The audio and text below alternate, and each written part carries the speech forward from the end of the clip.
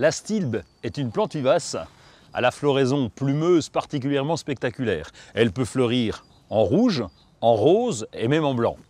L'astilbe est une plante originaire d'Amérique du Nord et qui supporte très bien le froid. On peut la planter même en moyenne montagne. Elle aime l'ombre et la mi-ombre. On peut la planter en pleine terre, dans des sous-bois par exemple, ou alors en pot, à l'ombre évidemment sur la terrasse. Il faut un pot percé bien sûr pour faciliter le drainage. L'astilbe aime les terrains humides et frais, mais bien drainés. Je vais installer des billes d'argile dans le fond du pot. J'ai mis environ 5 cm de billes d'argile. J'installe ensuite un feutre de drainage qui va permettre d'empêcher au terreau de se mélanger avec les billes.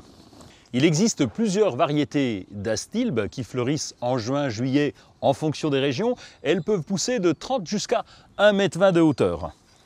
Évidemment, il faut les mouiller avant la plantation, c'est une plante qui adore l'eau. C'est une plante vivace qui apprécie les terrains humifères, un peu acides, mais jamais calcaires. Pour la plantation en pot, j'utilise de la terre de bruyère.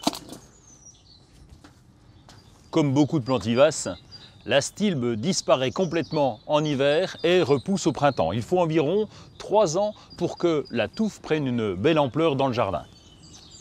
J'ai choisi un pot contemporain avec un coloris neutre pour faire ressortir la jolie floraison de ma plante vivace.